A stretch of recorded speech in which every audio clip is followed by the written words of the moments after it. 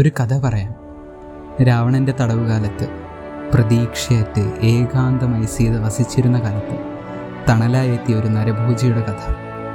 അന്ധകാരത്തിൽ പ്രതീക്ഷയുടെ തൈനാമ്പുതിർത്ത കഥ. ഐതിഹ്യമനുസരിച്ച് ശശോകൻ എന്നൊരു നരഭോജി ഉണ്ടായിരുന്നു.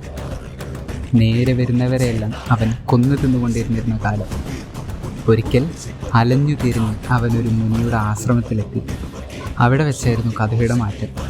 തൻ്റെ ഇപ്പോഴത്തെ ജീവിതത്തിൽ സമാധാനം ലഭിക്കില്ല എന്ന് മുനി അവനോട് വെളിപ്പെടുത്തി. എന്നിരുന്നാലും തൻ്റെ അടുത്ത ജന്മത്തിൽ ശശോകൻ രാവണൻ്റെ ഉദ്യാനത്തിൽ ഒരു മരമായി പുനർജനിക്കുമെന്ന് വരം നൽകി. അവിടെ ശ്രീരാമൻ്റെ പത്നിയായ സീതയുടെ തടവിനും ഒടുവിൽ രക്ഷപ്പെടലിനും സാക്ഷിയാവുമെന്ന് മുനി പ്രവചിച്ചു. സീതയ്ക്കായി സാക്ഷാൽ ശ്രീരാമൻ കൊടുത്തയച്ച മുദ്രമോതിരം നൽകിയ ആത്മവിശ്വാസത്തിനും ധൈര്യത്തിനുമൊപ്പം ദുഃഖത്തിലും ഏകാന്തതയിലും തുണയായി അശോകവനികയിൽ ആ അശോകവൃക്ഷവും നിലനിന്നു.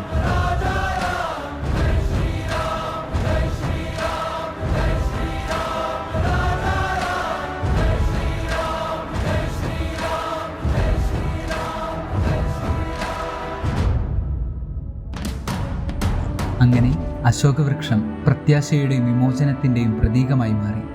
സീതയുടെ ദുഃഖത്തിൻ്റെ അവസാനവും ഒടുവിൽ തിന്മയുടെ മേൽ നന്മയുടെ വിജയവും അടയാളപ്പെടുത്തി.